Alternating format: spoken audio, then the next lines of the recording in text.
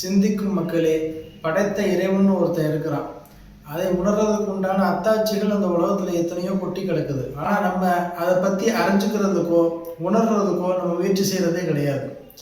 நம்ம அம்மா நமக்கு சொல்லியிருப்பாங்க, எந்த ஒரு விஷயமும் தானாக நடக்காது, எந்த ஒரு பொருளும் தானாக உருவாகாது அப்படின்னு சொல்லியிருப்பாங்க. ஆனால் இந்த ஒரு விஷயம் நமக்கு யாருமே சொல்லித்தர்றதில்ல.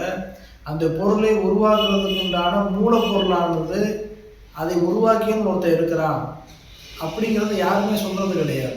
அப்போ இவற்றையெல்லாம் படைத்த இறைவன் ஒருத்தர் இருக்கிறான் அப்படிங்கிறத உணர்ந்து கொள்ளக்கூடிய எத்தனையோ விஷயங்கள் இந்த நம்மை சுற்றி இருக்கின்றது.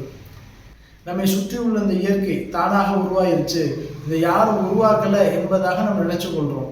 ஆனால் எந்த ஒரு சின்ன ஒரு பொருளும், ஒரு பென்சிலாக இருக்கட்டும், ஒரு சின்ன நோட்டு புக்காக இருக்கட்டும், எவ்வளோ பெரிய விஷயமா இருக்கட்டும், ஃப்ளைட்டாக இருக்கட்டும், செல்லாக இருக்கட்டும், ஏதாவது ஒரு மனிதன் உருவாக்கினாதான் உருவாகும், தானாக உருவாகாது. அதே போன்று இந்த உலகத்தில் எத்தனையோ இயற்கையான விஷயங்கள் இருக்குது. மரம், செடி, கொடி, மலைகள், கடல்கள் எத்தனையோ இருக்குது. இவற்றையெல்லாம் படைத்த ஒரு படைப்பாளன் அவசியமா இல்லையா? நம்ம சற்று சிந்திச்சு பார்க்கணும். மனிதர்களே, உங்களுடைய இறைவனிடமிருந்து உங்களுக்கு அத்தாட்சிகள் வந்துவிட்டது.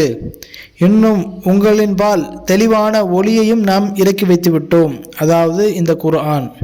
இதை பற்றி தான் இறைவன் ஒளி என்பதாகவும் குறிப்பிடுகிறான். அல் குர்ஆன், சூரே நிசா 4:174.